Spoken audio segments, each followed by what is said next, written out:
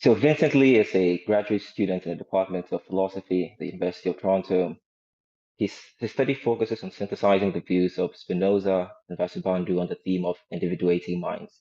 And broadly speaking, his research interest lies in early modern philosophy, Indian philosophy, and metaphysics.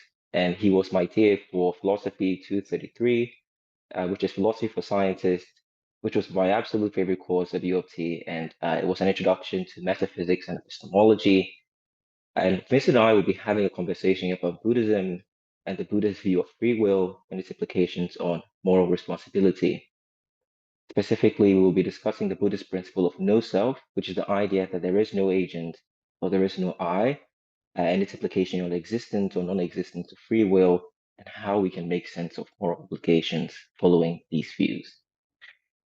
So, I guess it's good to do some housekeeping items here. I would just give a brief summary of what the paper that we're going to be basing our conversation on is the Buddhism and Moral Responsibility by Charles Goodman. And he gives the three schools of thoughts that exist on the topic of free will.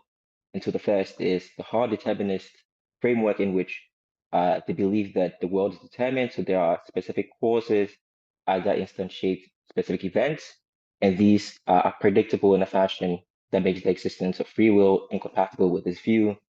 And the compatibilists believe oppositely from the determinists that even though the world exists in a determined way, but this view isn't incompatible with the notions of free will that ordinary people hold on to.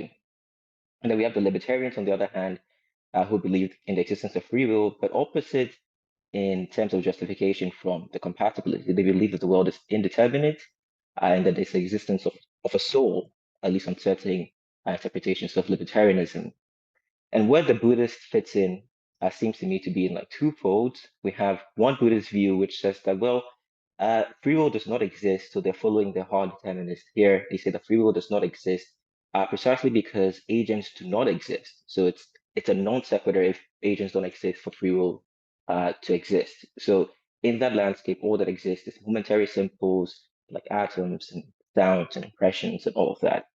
And there seems to be this other view of the Buddhist view of free will, which essentially follows the compatibilist framework by asserting that, well, there are levels to truth. There's the ultimate truth, which is the way the world is. And then there is this conventional truth, which is comprised of agents like you and I. And they assert that at that level, at the conventional truth level where agents exist, free will does exist. And on the level of the ultimate truth, where all that exists is simple entities engaging in causal relationship, is where free will breaks down. And so we have other schools of thought that asserts that if free will does not exist, then our moral intuitions and our moral notions are unintelligible. It seems to me that the Buddhists take an opposite view by saying essentially that moral notions ascribe some objective facts about certain actions, and in so doing, they can't have that moral status even if there is no agent instantiating those events. So this is just a high level summary of what I took from the paper. And I guess I want to ask before we get into it, Vincent, what interests you about philosophy? I'm always curious to know. Yeah, I should say first, thank you for having me, Larry. I'm very happy to be here. Um, so was the question like what made me want to do philosophy to begin with? Precisely. Yeah. Yeah. I don't have the most exciting story.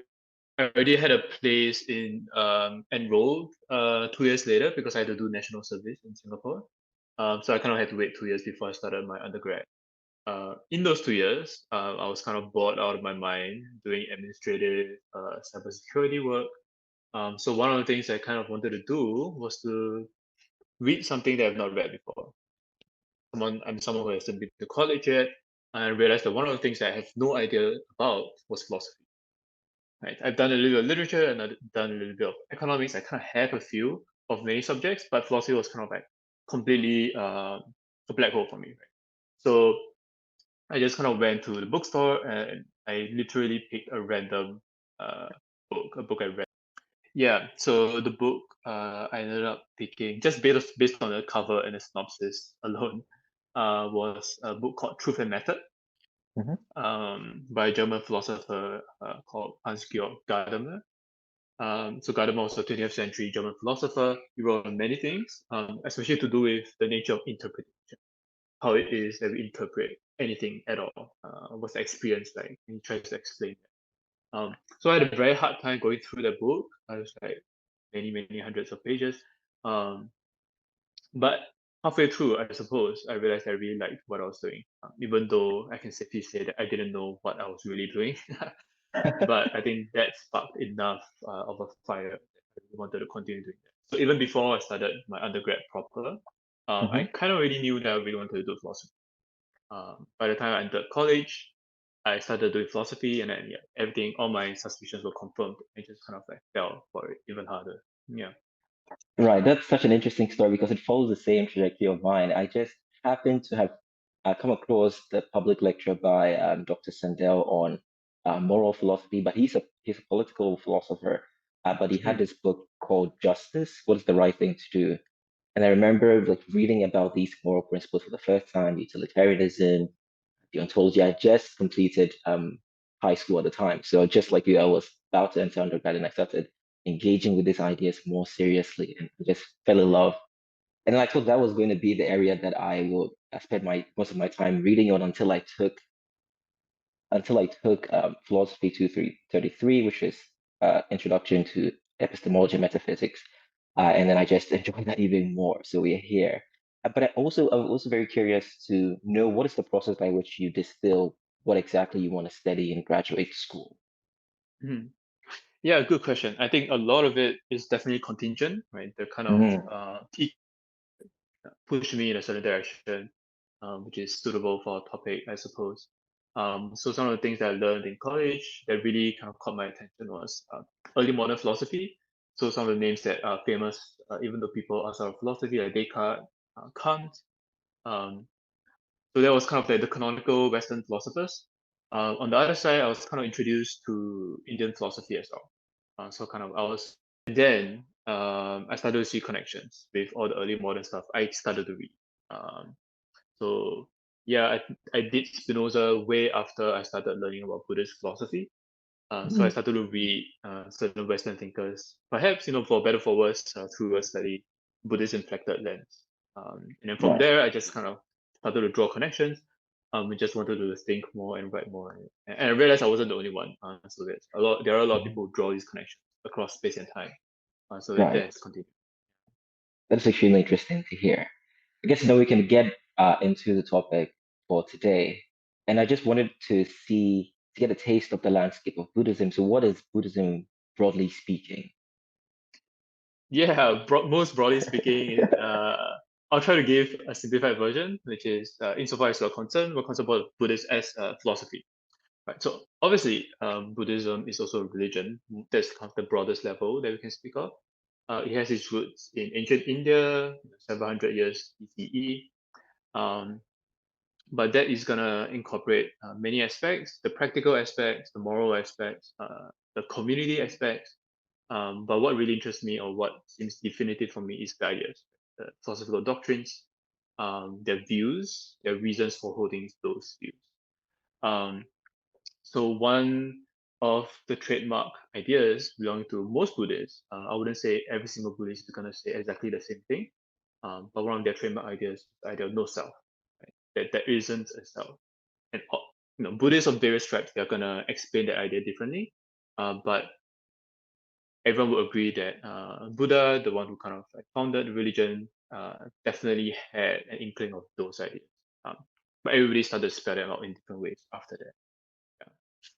Right. The idea of no self struck me as very strange because if I just observe the way philosophy is generally done, we start with an intuition that we all agree. If we are talking about morality, we're talking about certain things that give us a knee-jerk reaction, then we model Mhm. certain principles to account for all of these scenarios that we want to avoid, morally speaking. But when I look at the principle of no self, this idea that all that exists is just simple momentary entities that engage in some causal relationship. It seems to me to be a weird place to start. It's a very unintuitive position to begin doing your philosophy. I wonder why we should why anybody should give credence to such an idea. Hmm. Yeah, so the context is definitely important. I Mm. agree with you. So the intuition, I think, is to say something like there is a self. You have a self, I have a self, and I think in that context, in ancient India, the self was kind of regarded as a permanent, unchanging thing. There's an essence, something that makes me me, something that makes you you. And they don't mean like oh my passion or my social identity. They really mean kind of like that I am the same thing. 10 minutes ago, 10 minutes from now, that's one and the same thing. Um, so that's going to be intuitive thing, right? Because I think just to kind of motivate the intuition a little bit, when we look at objects of any kind, right? We see properties. We look at a piece of candle. We know that candle has a shape. It has a temperature, right? It has a certain color, and we think those properties belong to something, right? There's something standing under the properties. So Right. similarly, I might have a personality, I might have feelings, I have a body, I have body parts, I have mental phenomena happening all the time. We want to think again intuitively. There's something that stands under all of these, and that's the self. Yeah. Mhm. So very much, as you said, the Buddhist position of no self is very unintuitive. It does look like that's their starting point, and many of them, especially once you read later Buddhists, they just kind of take it for granted. This is their starting point. Some of them are not even gonna present an argument because everyone else has already given an argument. So one of the classic arguments that they give, you can draw this. Well, there are many ways to kind of capture this. One of the ideas is the simile of the chariot. I don't know if you've heard of it. Um, No, I'd love to hear. yeah, so this comes from a text called "The Questions of King Belinda." It's a dialogue between Greek king, King Menander or King Belinda, and a Buddhist monk called Nagasena. This was written around the turn of the first millennium. So one of the ideas there is, well, we have a chariot. You can update it to be a cycle or whatever, some object. The chariot, we think, okay, that exists. That's a thing that exists. But everyone is also going to say something like, well, the chariot exists, but its existence depends upon a lot of parts. The axle, the wheel, um, the seat, and so on and so forth, right? So you have multiple things that exist, the chariot and all of its parts. But if you're going to say something like the existence of the chariot depends on the existence of the part, then really what you're saying is what really exists are the parts. So whatever the chariot is, right, you can just translate that and explain the chariot away just by using the part. And of course, we can update this similarly to contemporary terms. We might think, well, a table is just a bunch of atoms put together in a certain way. Right? We choose to call it a table. Right? I choose to define a table as such, but I could define it any way I want to. So the tricky thing is try to apply that kind of thinking, which seems intuitive in the case of ordinary objects, to try to apply that model onto selves and persons like us. Mm. Right? Somehow people don't feel as comfortable doing the same thing, right? Even though it looks as if like we do have parts as well. I have physical parts, I have mental parts. I can think of myself as consisting in all of these cells put together, all of these mental events, my feelings, my will, my volitions, my emotions put together. But we want to say that there's a self standing under. But Mhm. if you buy into the argument from the chariot case, Buddhists think that you should accept the same thing for the self. No matter how intuitive you think or how intuitive you feel about the existence of the self, we should kind of admit that whatever the self is, that exists only in a derivative sense. Right? What really exists is the fundamental stuff, the mental, the physical stuff. What this fundamental stuff is or are, it kind of depends based on the thinker you're reading. But again, I think we can update the picture to reflect our modern scientific conception. Whatever you think the most basic physical and psychological stuff there are, that's what really exists. Right. That's actually an interesting view. I wasn't of the idea that it was grounded in some because this sounds like a rational argument for the non-existence of the self. It didn't strike me as that, but that's interesting. It sounds a lot like the eliminativist view of of the self, or I guess of existing ordinary things. Is it exactly that, or does it have some sophistication to it? Yeah, I would say they come to be very similar, right? Right. And again, But there are also, kind of different degrees. Yeah, there are different degrees you can think of. So one way to think is that, well, the self just doesn't exist in any sense at all. There'll be a really, really strong reading. Some people might think that, but Buddhists would be happy to say the self exists, but in a secondary sense. Uh, just like right. we think that the paper exists, Mhm. even though that's not what fundamentally makes up the universe, right? When we count all the things that exist in the universe, we count the forces, the subatomic particles, for instance. Tables don't count as this basic furniture, right? But we Right. still, it's not as if we suddenly start to not make sense of tables and chairs around us. We still Mm. do, and they still exist in a certain way. Right. That makes sense. But I was also wondering, like going back to the chariot simile, I think is what you called it.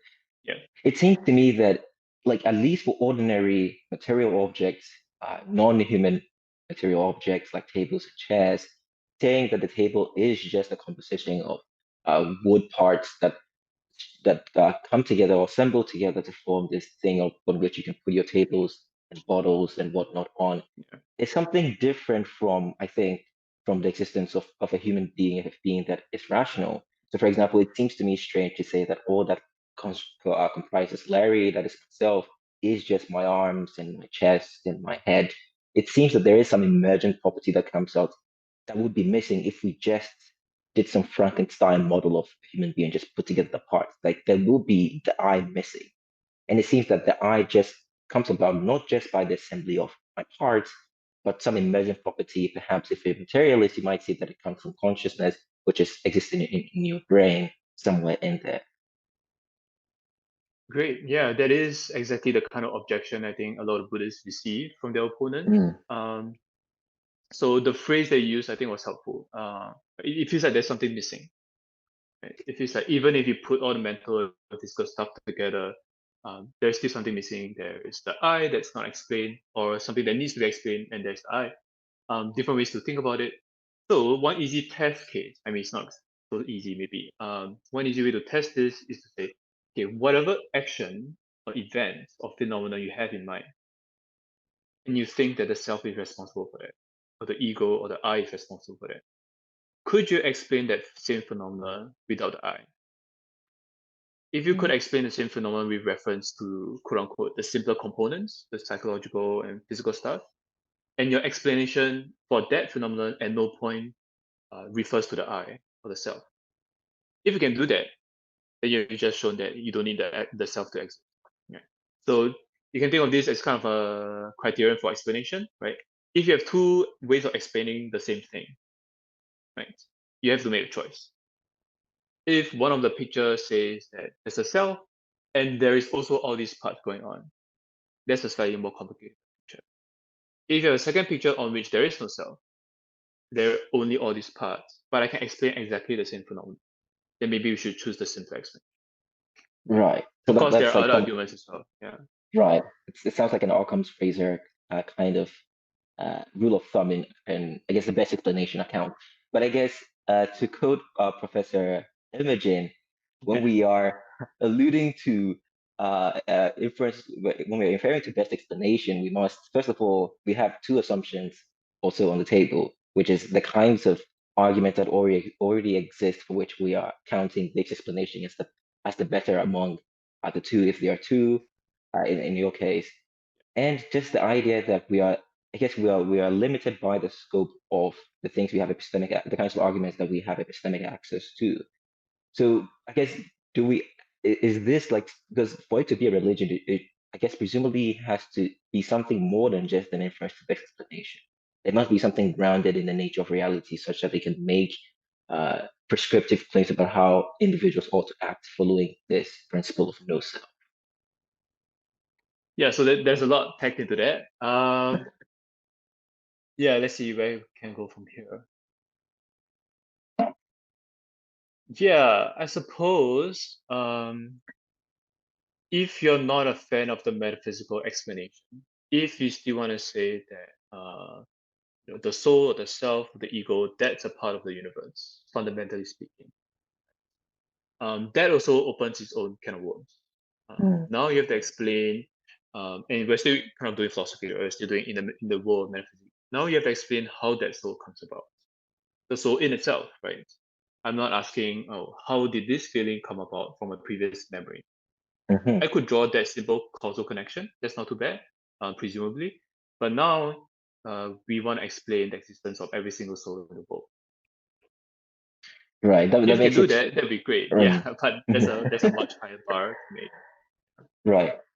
When I was thinking about this principle of no self, I tried to imagine this evil daemon that is very famous in philosophy. But I was imagining that if I had this access to the ultimate truth, the kind of truth that the Buddhists uh, think that the world is made up of, I will just see a sea of simple entities causally linked in some way.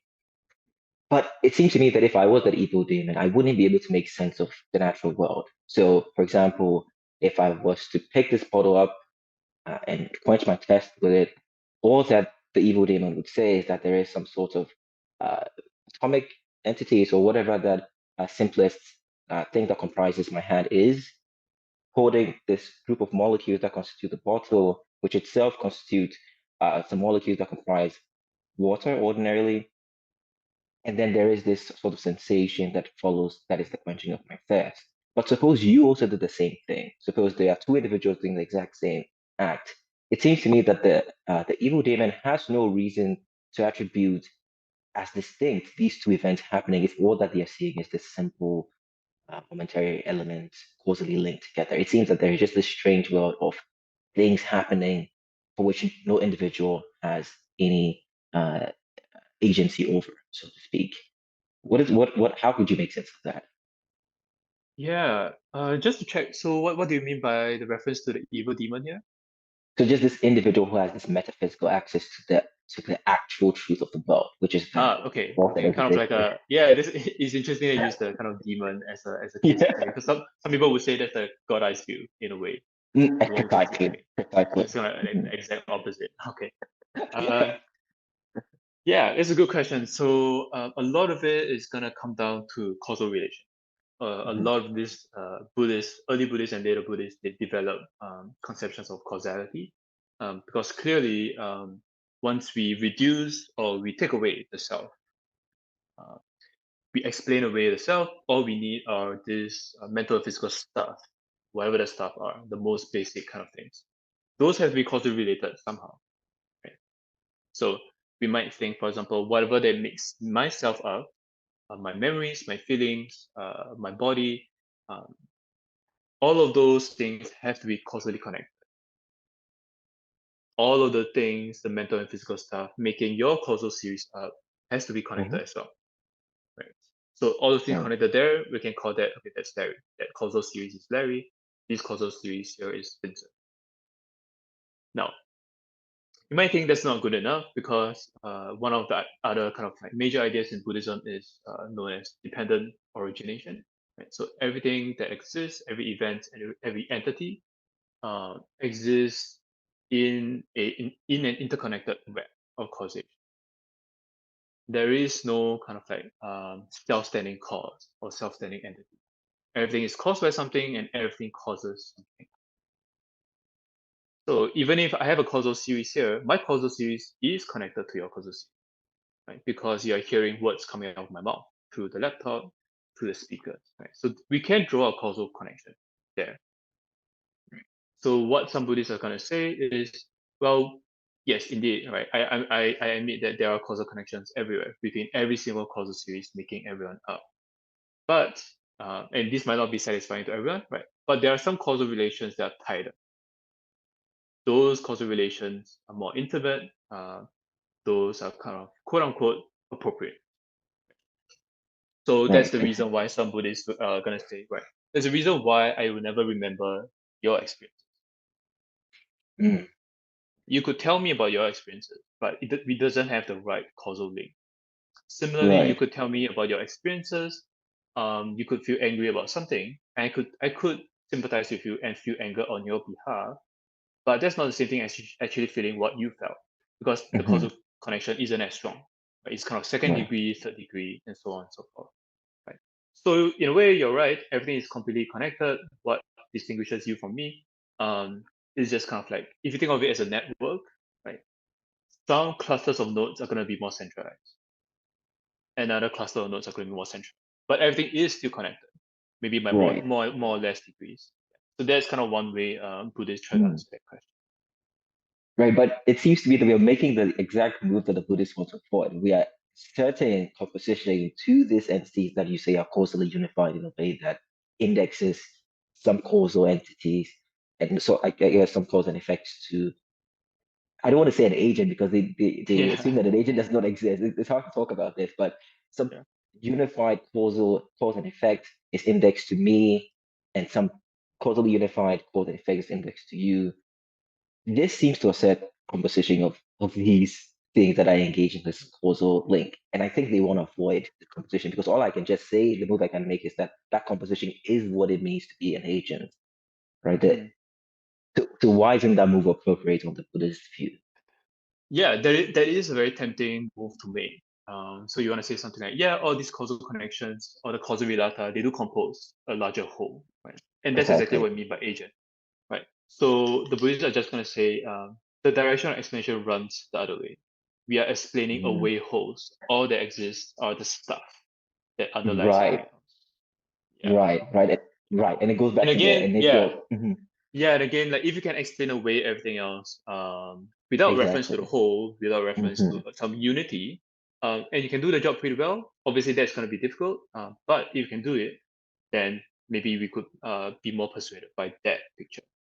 Um, Right, yeah, right. That makes I'm not sense. sure So whether that's even convincing. Yeah, no, it is actually because if I was asserting that, well, all the things that are causally unified that we can explain is what the agent is comprised of, and then we go back to this chariot analogy where we say if we can explain the parts, then all that exists is the parts and not the whole.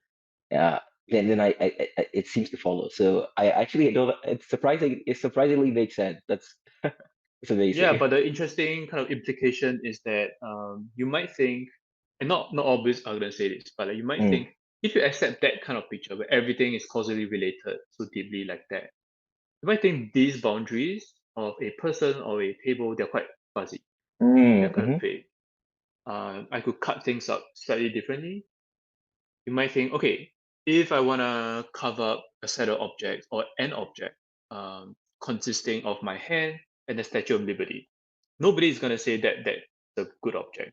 That's not a well-defined object at all, right? There's no strong causal connection. But if my heart gets replaced with a pacemaker, initially you might not think of any inanimate objects as kind of like composing the same thing as me, but as a pacemaker, it seems to work in tandem with every other part that was here before. So maybe we can readjust the definition of what makes me me. Right? Right. And likewise, so this comes in degrees, for better for worse. So if I lose my hair, nobody thinks, oh, I've lost a part of myself. Everybody Mhm. loses their hair, and everybody seems to be fine with that. But it gets tricky, right? Some people feel like uh, intuitively and philosophically, if we lose a part of our memory, some people think, well, we kind of lose a sense of self. And that is indeed how we sometimes talk about people who suffer from degenerative memory disorders like that, right? They seem to not Right. know who they are. They seem to lose a sense of themselves. So there is something quite powerful about this picture. It can be used to explain quite a lot of phenomena. But yeah, it definitely goes against the intuition of this kind of like ego or persisting thing that underlies everything. Right. That makes sense. But as I was thinking about it just now as you're speaking, yes, you can describe because what the conventional understanding of the kinds of things that exist, the kinds of things that are real, is that it's that those things that can engage in a cause and effect relationship that have causal links between them. Mhm. But it strikes me as weird because emotions, thoughts are not the kinds of entities that can engage in causal relationships. So by definition, they're not real in the same way that tables and chairs are, right? So even though the Buddhists can explain all of these ordinary events that happen to a material object, it seems to me that what we're missing from that picture is the kinds of things that makes us human. So our rationality, our ability to have thoughts and feelings, that will be missing from that picture. So how will the Buddhists account for the existence of these kinds of things? Yeah, the reduction of physical objects to or to Hmm. simpler stuff, that's going to be a little bit more straightforward, right? Especially with our contemporary scientific accounts. Um, for the psychological stuff, our mental lives, yeah, that is going to be a little bit more difficult, right? The early Buddhists, they have their own categories, and they list at least four different kinds of psychological events. Um, they're not necessarily what we think of as the most basic kind of psychological stuff nowadays or psychological items nowadays. But insofar as you think that a mental event, like a feeling, could be caused by another mental event, it seems like we're already making Mm, distinctions within our mental life. If you right, can distinguish one memory from a feeling, from a decision, so on and so forth, right? Maybe we are on our way to doing that. And some people think that's what psychology is, right? We are trying to explain the nature of the mind, the nature of the mental life. What does that look right, like? It means giving a similar account as we do in the sciences, in the hard physical sciences, right? We try to explain what it is that causes this specific feeling. Um, and that could be mental, that could be physical, could be a mix of both. But yeah, the task is going to be harder for mental life. right. As far as I understand Buddhism, and you can correct me if I'm wrong about this, they do not posit the existence of a divine entity, no gods, in this picture. And so, without that explanation, I think we run into a regress in terms of like explanatory power of the kinds of things that instantiates an event. So, what terminates at the end? Sorry, what do you mean by what terminates at the end? Like, What's the grand explanation for the thing that sets into motion all the cause and effects that run oh right, you're downstream? kind of thinking in terms of like a prime mover or something like a first cause. Exactly. The Yeah, first so cause, exactly. so if you're a Buddhist, you can kind of think along these lines, which is there is precisely because of our picture of interconnected causation, there is no first cause to be had. Yeah. Mm. So it's a Mhm. web of cause and relations.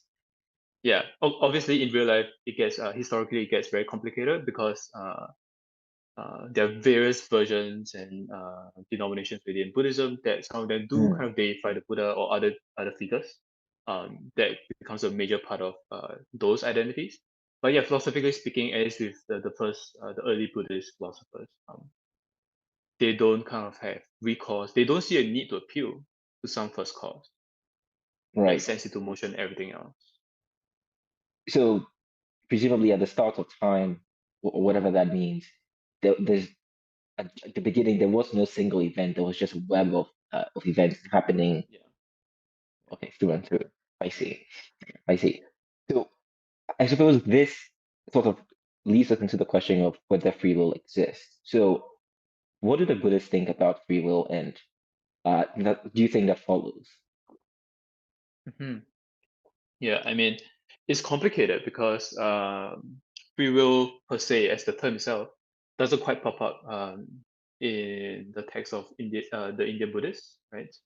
That is very much a conception that we have nowadays, or it's not universal across space and time. So it is very tricky to kind of place these different traditions together. Straightforwardly, one answer you can give is, yeah, it looks like there's no free will, right? So you might think everything is causally determined, right? If you think that causes necessitate effects, right?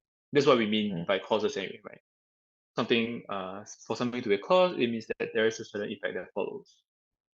And if you think everything is causally linked, everything has a cause, everything has an effect, then everything is determined. If so, there is no Right. free will, right? So that is kind of like the most straightforward way of saying that on a Buddhist picture, maybe there isn't any free will.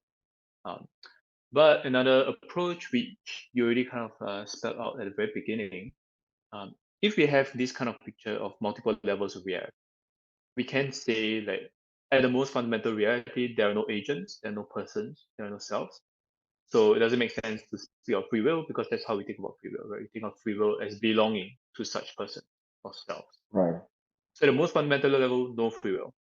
It's just full It's just determinism.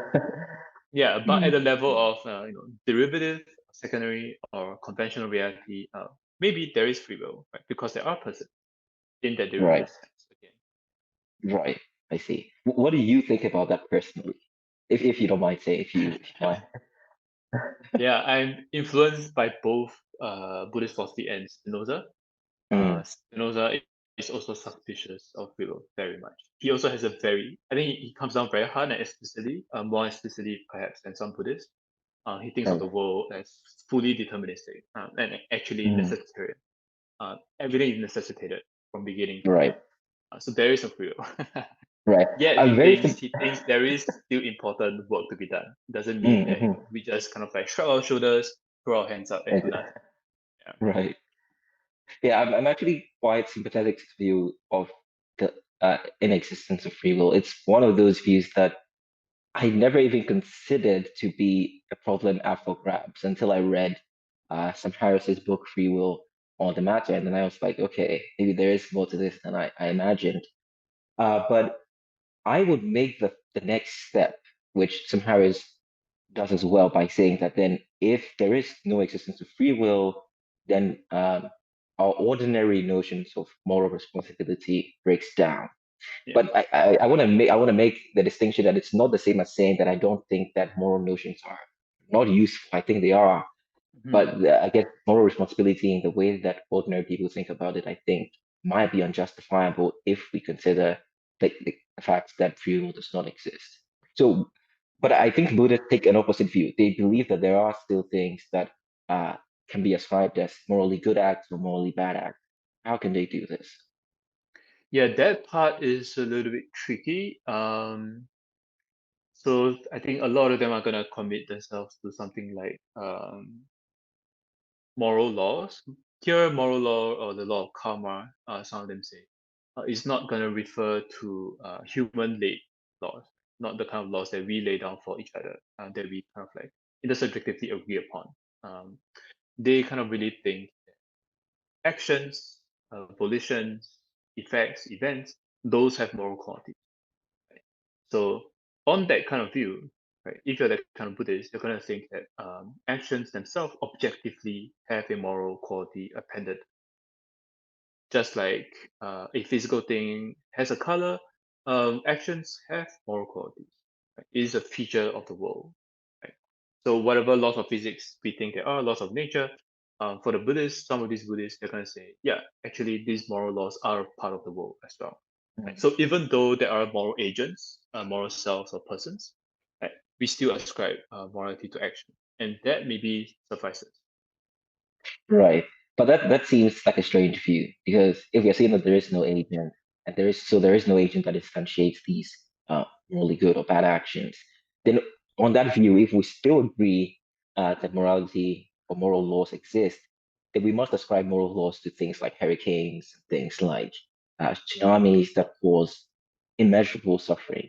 But I think that kind of move is inappropriate because these things are, by their definition, not agents, and so we don't ascribe the moral values to them in the way that the Buddhist, I think, is committed to ascribing if they maintain this notion of the non-existent stuff. Yeah, I think that's going to be right. So I don't think many Buddhists would. I don't think any Buddhists would say something like this, like hurricanes or whatsoever. Those things, yeah, they don't have moral quality. So Mhm. moral properties only get appended to some kind of basic item. Mm, So the world consists in a bunch of physical stuff, but also mental stuff. So hurricanes are just mhm, not the kinds of things that include or comprise of mental stuff. But we, or whatever I think of as making me up, or making you and I up, that includes some physical stuff like volitions, desires, mm. thoughts, feelings. Some of those things do have moral properties, according to some Right. Buddhists. So that's kind of one But way they might resolve the problem. but all of those things are causally determined in a way that seems to negate the need for ascribing moral properties to these events. Hmm. If they're causally Yeah, determined, then yeah, it couldn't have been otherwise, could it? yeah. So if you're kind of running that definition, then in a sense, right, all my actions, even if I don't think of them as being belonging to a self like me, right, all these Hmm. actions that are being performed here and now, um, they're all going to be determined anyway. So what's the point of talking about or ascribing moral property? That's kind of right, I think. I'm tempted to agree with you. So I think another uh, one alternative you can take is to do something like to say something like accept both levels of reality. Right? So instead of Mm, just working on the most fundamental level on which there is no free will, right? Accept that there is free will of some kind. people who are more comfortable with that level, let's speak of free will there conventionally. Right. Right. It's just like how we go about talking about tables and chairs, even though they don't quote unquote exist really. Mm. So we can still work with that. Um, and so this is where I think the metaphysics gets caught up with moral philosophy or ethics. Right. So in the background, which we have not really talked about, and I'm definitely not an expert here, but in the background of Buddhist philosophy, especially early Buddhist philosophy, is all these moral concerns. Right? One of the chief concerns is they want to eliminate suffering, or at least they want to Mhm. have our whatever that suffering is, they want suffering to cease in some way. So there is kind of a moral end, so to speak. Right. Yeah. So part of this kind of determinism and free will issue is precisely that if we are able to escape a picture on which we think that people exist in that real sense, people with free wills exist. If we can escape that picture, we're actually getting closer not just to what reality is, but we're actually getting Mhm. closer to ceasing suffering or to ending suffering of some kind. And that's Right. actually better, right? So people like that are gonna think all the people who are worrying about or trying to defend free will, all the people who are trying to think about morality in terms of agents, right? Who is blameworthy, who is praiseworthy? How do we ascribe blame and praise to someone? Those kind of projects uh, are not going to work just because their presuppositions are already off base. Mhm. That's probably what some of them are going to say. Right. Yeah. Well, this is it's an interesting place to be at because where I get extremely confused is the notion of karma. So who is I don't want to say who's the agent being indexed to negative. So I guess we could start by explaining what exactly precisely karma is and why it is that agents that well not agents but whatever those causal unified entities are that are engaging in some bad acts. Why do they get this karma and how is this instantiated realistically? And if the goal, if the end that you speak of Buddhism is the end of suffering, it seems that karma is the kind of thing that perpetuates the suffering of this kind to all of these causally unified things that engage in bad actions. It seems that there is no termination to suffering in that kind of worldview. Yeah, whether whether their end goal is feasible, whether that's attainable, I think that's going to be a really tough question. But I Mm, think to start, the philosophy of karma is definitely something that gets developed over time. But one mm, direct translation of karma is something like action. Um, So it's like just in case like the word karma has a certain resonance nowadays, you could think of it in a much plainer term, a much mm, plainer way, which is it's just action, right? So insofar as action, it has a certain effect. So bad actions are going to lead to bad effects. Good actions are going to lead to good effects. There's something and kind I of don't. basic, Mm, maybe overly basic. Some people might think that's overly basic, but that's kind of how they think. And obviously, this gets caught up in a much larger web of beliefs about reincarnation, the kinds of lives that people live mhm. over time, the different lives that people lead, which is much much bigger kind of worms for sure. Right. It's interesting because you mentioned that good actions draw in good actions and bad actions draw in good actions, and you talk about them as though they're necessarily linked. And it's amazing because just yesterday I was having this conversation with a friend, and she was talking about precisely this, but albeit in a different form. That if you release good energy into the universe, good energy will come back to you. Now, there's a basic sense in which I would agree with this, but I would not ascribe it the value of certainty. I would say it's a probabilistic argument. And then I gave Okay. her this analogy to see if her intuition struck at mine rather than what she initially started with. So I said, well, suppose you had this McDonald's worker, right? So the individual, before going into work, I wasn't in the best of moods. We let's so to speak say that they were giving off this bad energy that this individual, my friend, was talking about, right? And they go into work, but unlike acting as though they are in a bad mood, they acted as though they're in a good mood. It seems to me that the kinds of things that the individual attract would be good vibes, good energy, right? In this worldview, in which good actions necessitate good gifts as well. But it seems to me that if this view of karma were to be correct in the most precise way in terms of a necessary link between giving out good and getting good back, then it must Yeah. be the case that if the individual was truly giving off this bad energy and maxed it off with a front, which was just positive superficially, then they ought not receive good back from the world. They must receive bad. But that doesn't Yeah. seem to track intuition of the ordinary world. So Yeah. I guess in this way, does karma really exist Yeah. in the Yeah. strict There's sense? a yeah. There's a question. I don't have a good answer for. I think I'm not gonna come down one way or Mm, another. But it is kind of a very real and very life question, right? Even if you're not theistic or religious in any sense, I think the question of why do bad things happen to good people? Why do good things happen to bad people? Right? Those kind of questions are always kind of like affecting a lot of our lives all the time. Um, so while I don't have a personal answer for this, right, what a Buddhist might say is probably something like we might not know mm, exactly what actions lead to what kind of effects. mm, mm, That person might look like um, they're performing some kind of morally bad actions but getting rewarded despite that. That might look it might look like that to us, right? But I might think that's not what is really going on. If I were to kind of explain this in a less Buddhist inflected way, you might think mhm, some people do think this, right? They say something like, whatever we think of as good, um, they could be pretty superficial categories or criteria, like success, wealth. We might think it looks like a lot of selfish people are earning a lot of money, and we can draw a direct causal relationship there, right? Some of their selfish actions lead them to kind of being happier. They look right. happier, they seem happier. But you might think, well, they're kind of making themselves more miserable. They're going Mm, to be more protective of their money. They're going to alienate themselves from other people. They're going to get too absorbed in this or that activity as opposed to something else. So what looks good might turn out to be pretty bad.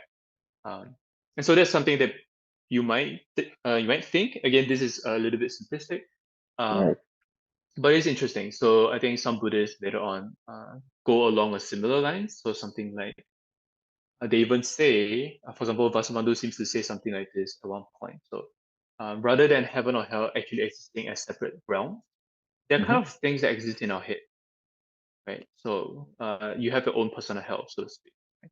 Your own bad actions create your own bad karma, right? That leads to your own inner demons. That leads to your own kind of like whatever you think of is bad. No matter how it looks like to other people, you're gonna be right. stuck in those Mm, bad effects of your own doing. Yeah. right. You're always able to conjure really good explanations to things that I think I'd have a sledgehammer case to, which is one of the things I really like about having a conversation with you. But this makes sense. But I want to track back to this idea of escaping suffering as one of the goals of Hmm. the Buddhist tradition. It seems to me that there are certain goods like courage, like bravery, like I think all of these things that the Buddhists might agree are worthwhile pursuits because I know that they follow this tradition of just moderation and Hmm. engaging with life in a way that is noble and dignified. It seems to me that if we eliminate suffering of all kinds, then we lose some of these goods that are a derivative of suffering. Like we need to struggle to get these kinds of goods instantiated in real life. So how would are the Buddhists finding, I guess, biting the bullet with the fact that there are some goods that will be lost if we achieve this state of nirvana in which there is no suffering in Yeah, I'm not sure I'm understanding the question fully. it? Please correct me if I'm wrong, but I think it depends on the Buddhists you're talking to. Some of them Mm-hmm. are definitely gonna be very committed to this picture of derivative versus fundamental levels of reality. So whatever that gets the person closer to realizing the fundamental level of reality, we should aim for that. But there are kind of like other ways of thinking about Buddhist philosophy. So some people think of it more as something like psychological self-help or therapy. Right? Mm-hmm. So you might hold on to certain notion, say certain qualities like courage, or desire, or happiness of some form, and you might kind of reward that, or you might kind of prioritize that, and that might be okay, insofar as it eliminates some kind of suffering, even if you don't quite know the reality as it is, fundamental reality as it is. So some people think that the Buddhist project of trying to reduce everything to the simplest part, mental and physical. Some people think that's not a metaphysical project. Actually, that's a psychological project. In doing that, you're actually detaching yourself from all these. You're and you might be familiar with this, depending on what you've been reading. Some versions of contemporary therapy do kind of rely on similar ideas, right? I am not my thoughts. I don't know whether you've heard an idea like this Yeah, before. right, That anger, that is not me, right? That thing that caused me to be upset, that is not me, right? So I'm constantly misidentifying, right? So the trick is to kind of say, I'm not that, right? To create that distance between the self and all these parts. So there is something quite Buddhist about that, I think. right. I see. Well, that's interesting.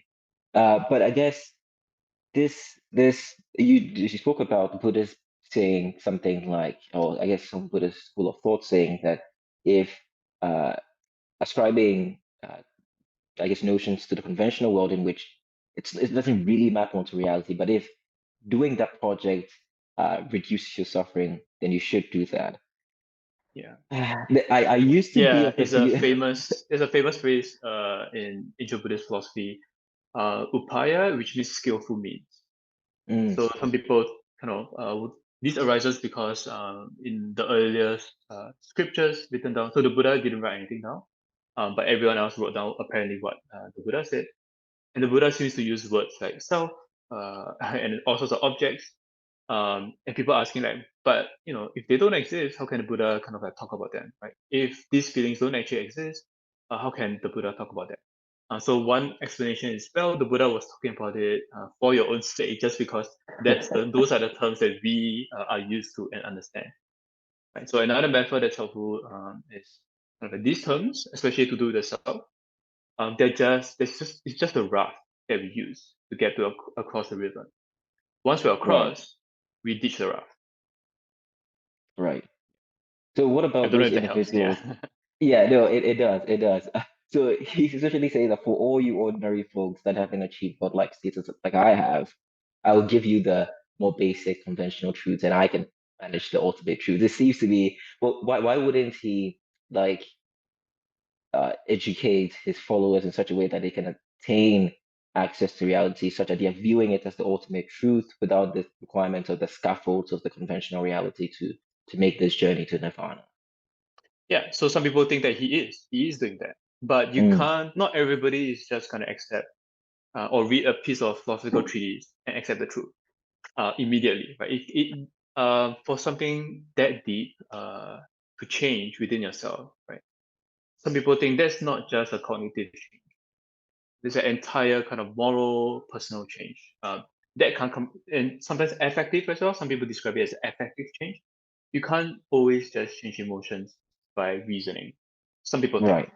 so. Kind Mm, of like depending on where you are, depending on how inclined you are towards philosophy, say, as opposed to some other ways of thinking, um, then maybe different means are suitable for that person.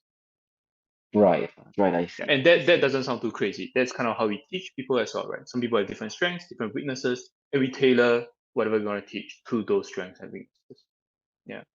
Right. Okay. That makes sense. But suppose I brought this proposition to the Buddha and I said, look, I found this way of achieving the absence of suffering, this stage of enlightenment that he's chasing. And I say, well, look at all that it comprises of is hedonism, but of a specific kind, not the kind. I know when people think of hedonism, they're thinking about Hmm. someone on a couch drinking beer all the time. Yeah. I'm thinking about a specific kind of hedonism in which the individual is just interested in maximizing their well-being. So this individual has amassed wealth of a large kind, but they're also altruistic. So they're like something like Bill Okay. Gates. So their life is Okay. full of meaning. They wake up today thinking, oh, look at how many people, how many infectious diseases have been eradicated because of Yeah. my doing. And there is some sort of fulfillment that comes along with it that one might describe as life lacking of suffering. Would a Buddha be inclined to tread on that path as well? I'm not sure. Probably not that Bill Gates style doing things. So some people think of Buddhist ethics as a kind of negative utilitarian, Hmm, right? So rather than trying to maximize the good, they're just trying to minimize the suffering. It's a slightly different angle. So rather than think Right, about all the good you're doing as a kind of like positive effect, you're just trying to mitigate as much as you can suffering for everyone. right, right. I see that. Oh, because I was just going to ask the next question, what kind of moral framework does that go on? But that makes sense. So would the Buddhists be opposed to bringing forth life, generally speaking? Because if we start with the claim that, look, existence is accompanied by suffering, at least of some kind, right? So as soon as you're Hmm. brought into existence, and the moment you die, the fact that you die means that there are some bad things, some suffering that is entailed in life in and of itself. So would the Buddhists, it seems to me, be committed to the view that bringing individuals into existence is a bad thing because that means that these individuals would go through suffering, even if it's of a transient kind at the beginning, the end of their lives, in the middle they achieve this enlightenment. It still seems to be worse than an instance in which there's no suffering at all, which is the kind of end that the Buddhist is trying to achieve anyway. Yeah, that's really interesting. I've never quite connected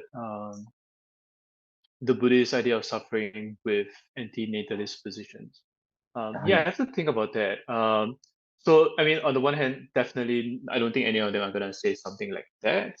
It's more like I think they don't quite have something specific to say on that topic. mm-hmm, But they do. There is kind of one story that I remember that I read many years ago, which is quite, in a way, almost disturbing. So I think it's a case where I think a woman loses a child, and then I think a monk or the Buddha tells the woman not to worry about it, right? Precisely because right, there's nothing to worry about, right?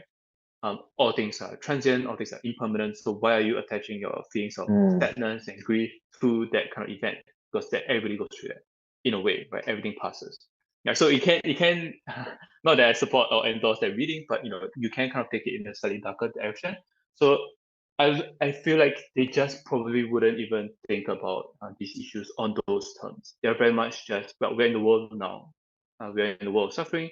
What can we do now to eliminate those, right? Try to get right. people to realize that the source of their suffering, a lot of it is going to be related to their attachment to self. Oh, that's such an interesting story because I found myself in that exact same scenario. So I was in this situation in which, so let's say I just had my heart broken, let's say, and then I was speaking to a friend and I was saying that, oh, I've gotten over it. Like it was such a short period of time in which I just moved on because I had other things to do. And my friend made a note to me that was interesting. He said, there's something weird or wrong about how fast you are recouping from Hmm. someone you spent some time with, like you had some kind of connection with. But then I said to him, isn't that the kind of advice you would give me if I was wallowing in my tears? You'd ask me to Exactly. Yeah. brace my shirt, to have my chin up and move forward. But I'm doing that now, and it seems there's something that seems to be wrong about the act of just moving forward after that event has occurred. And I haven't quite decided to myself whether that's a good or bad thing. Although I know that it's a useful thing for me because then it means that I'm not attaching myself to that identity, and myself as an individual keeps moving on, whether or not that is. Hmm. It seems to be some version of stoicism that attracts me, but in some way, it sounds cynical. It sounds strange to just recoup after something as deeply and as intimate as that just ends. I wonder. So in that way, I sound a lot like the Buddha if when he gave that advice to the to the woman. But Yeah. I Yeah. wonder So if there that's is, problematic. yeah. Yeah, that could definitely go in a very problematic direction. So I think the Buddhists are always kind of caught in this problem that people always criticize them for being nihilists of Mm, some kind, right? If you think that, such and such doesn't really exist, then why care? Essentially, right? If you kind of boil it down to a slogan, why care if right. all of these are just going to be transient? Selves don't exist, persons don't exist. So why do even do anything, right? Obviously, a lot of them are going to try to resist that, right? The entire project that they think that suffering can be eradicated or ceased, that already speaks to their starting point, right? So chances are that they already care, right? But that raises the other question: is like, why do we care? Right? If we are living in a world of non-selves or a world without selves. So here's the other angle, which is a more positive spin on it. You can let me know Mm, whether you're convinced by it. Which is, well, if I'm suffering like this, And my suffering is because I'm attached to myself, I'm attached to my Mm. feelings, my anger. Then the next step is to extend that same logic to you and to other people in my life. Then I realized, oh, whatever they're going through, they're also suffering in exactly the same way. So Hmm. why not just like realize that I'm just part of a larger causal nexus, right? So whatever compassion you now feel for yourself, right, it's not so much nihilism that I don't care about myself, but more like I don't get overly attached to myself, Mm. and I can extend the same kind of behavior to everyone else. So now the care or the compassion isn't predicated on agents or self. Mm. Yeah. So it's a slightly Wait, different so, kind of thinking. well, I need, maybe you should go over this again, but so the individual starts in this framework in which they don't seem to care, but you're saying that it has some compassionate roots insofar as what is concerned. Yeah, so we want to distinguish a kind of caring or Mm. action or virtuous action that is predicated on agent or self-talk. Hmm. Right? And there is the kind of care that is not predicated on self-talk. There's nothing at all to do with self-talk. Right. So I rather see. than just not caring about everything because nothing exists, to put it very overly simply, instead I realized that everyone is suffering, just as I am. And Right. insofar as I kind of am on the path to ceasing my suffering, I realize I can also help to cease other people's suffering or to reduce other people's suffering. And chances Right. are that's also gonna help everyone else. Right? It's just gonna be a virtuous cycle. It's just gonna spread. Ideally, anyway, that's kind of a nice way Mm. of putting it. Yeah. Right. And that is Right. exactly how some Buddhists are gonna see themselves. They see themselves in this role. So even though they know the truth, right, but they're still stuck in this role. They are still Hmm. causal beings. Even if they realize that there is no self, there is still a causal series there, here, right? Those mental and physical stuff there. They're still here to do something, right? And they choose to use their efforts on these kind of projects. Right. And I suppose that if one reaches a state of no suffering, then one is enlightened. What does that look like? How do I know that I'm enlightened or not? Yeah, that's a thorny problem. So some people are very concerned about this question. So some people think that the Buddha is omniscient because he's fully enlightened or awakened. Mm. Um, But until someone actually reaches that state, it's hard to say. And it's kind of tricky because it looks like someone who is in that position doesn't have a point of view. Right? Because to have Mm. a point of view is already to implicate yourself. It's already kind of like you're already involving self-talk. So insofar as none of us can imagine what it's like to not have a self, to have this kind of perspective on the world where everything Uh-huh. just consists in symbols. If I can't have that perspective, it means I'm not there yet. That's one way of putting I it. see. Right. So your answer is if you become that evil demon that sees everything as just causally unified in some way, that is just really made up of simple entities, then you would know that you're enlightened. Yeah. What you view the world in those terms. I see. I see. Yeah, yeah. That, But of that's course, most I don't think anybody would comfortably say that of themselves. So there's a term for this. So the Bodhisattvas, they are the kind of beings who come to be awakened, but they see their job as kind of like being in the world and trying to spread these ideas, trying to reduce suffering. So it's kind of similar to, I don't know if you're familiar with Plato's allegory of the cave. oh yes. Hmm. So the idea of the cave, the story doesn't just end with people escaping the cave and staying outside of the cave. The whole idea is that they come back and they teach the prisoners who are shackled up against the wall and just seeing shadows. Their Right. goal is not done, right? So there is something. So if you kind of just view Buddhist philosophy just through metaphysical lens, maybe that's kind of incomplete. There is something more to be done Right. besides just realizing the truth. Yeah. I see. I see. Because I was just gonna ask that is the end of suffering just is it just contingent on you? Is it enough for you to just be to escape from suffering? But it seems to me that it's an ancillary project that involves bringing other people to this realization as well. Yeah. That's what some people think. Mhm. Yeah, but there are, I think, some sects of Buddhism or some Buddhist priests and monks who genuinely think that. So I'm not as familiar with this sects, but I'm then gonna say something like, "Yeah, I've realized the truth, and I realized that nothing else really matters because everything is impermanent.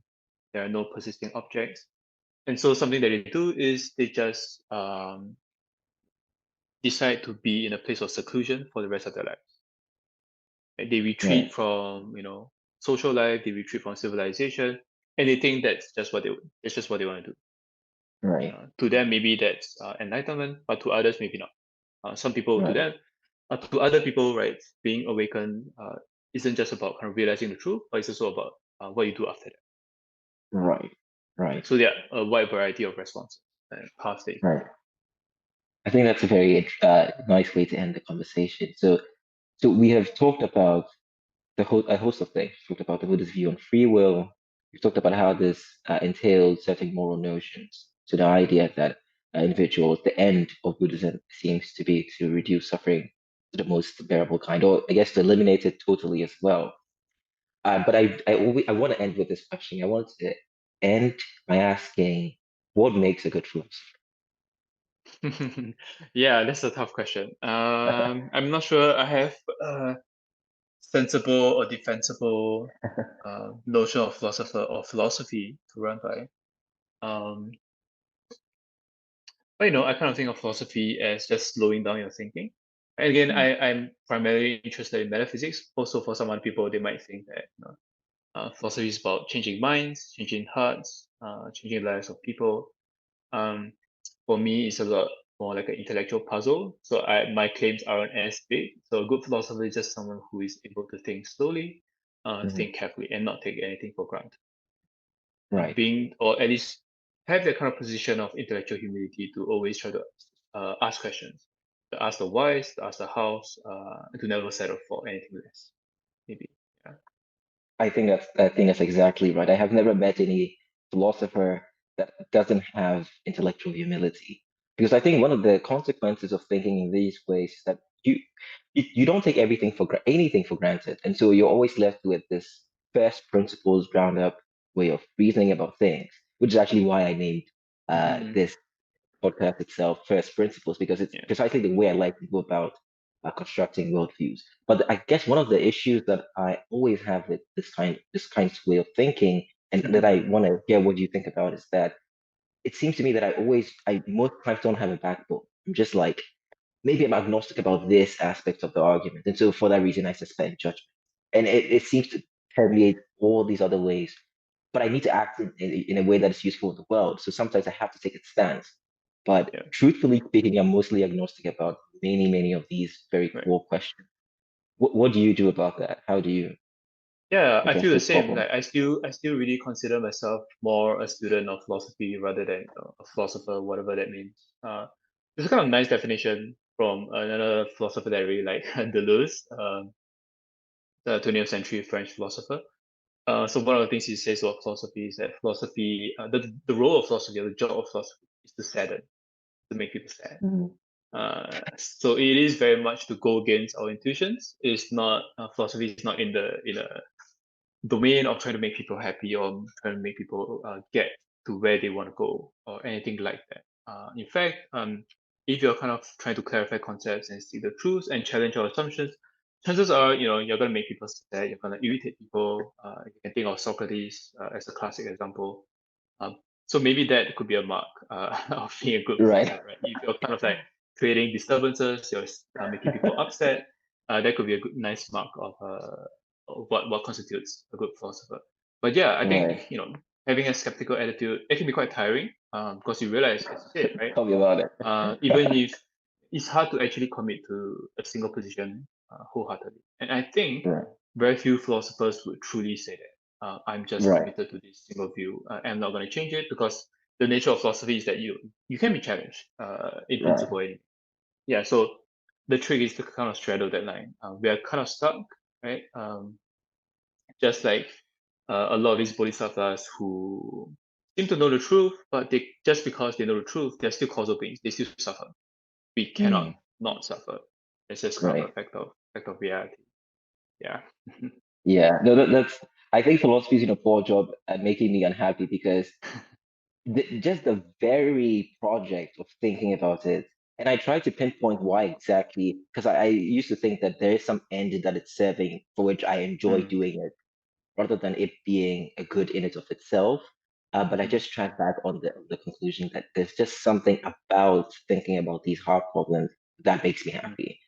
So I guess in that way I'm a bad philosopher, but I actually like you. I never want to have that fight. So at least for me, I Yeah, have actually no reason of having that tattoo because I'm just taking three or yeah, so courses on the matter. But I definitely enjoy thinking about the problems as well. So I think this is a good place to. Oh, I want to ask you one last question. Who's your favorite yeah, for philosopher? sure. That's a tough one. I'm not sure if I have one favorite philosopher. But I think Spinoza will come very close to the top. I think he That's my kind of guess. has a nice spirit of biting the bullet, which is Mm, surprisingly hard to find, I think, amongst many philosophers. He really commits to true. certain claims that seem totally Mm, absurd, and he just runs with it. And it leads us to very interesting conclusions. So I think I just right, really enjoy reading and thinking about him. Yeah. right. That's true. One of the philosophers that comes to mind is Peter Singer. He seems to bite the Mm. bullet any single time he gets the opportunity. But it's been a very productive conversation. I started, so I take a teleological stance to most things. I ask myself, what am I trying to get out of this conversation? And it's something like learning and views that I did not already have. And I think we've done precisely that. And if it follows from the project that we started with in this episode. So I just want to say thank you for uh, having this productive conversation. But Buddhism, I came in having little to no knowledge at all, but I think I have a rough idea of what the view is now. I'm sure that there is more nuances to be learned, but this has been very productive. And thank you so much for being here. I hope you come back again. For sure. Thank you for having me. I really enjoyed this. I think, the way to do philosophy is really like classically dialogical, right? You have to kind of talk about it, whether it's with yourself or Okay, with someone else. I think that's the best way to do it. Thank you for having me. agreed, agreed. Okay, I'm gonna stop.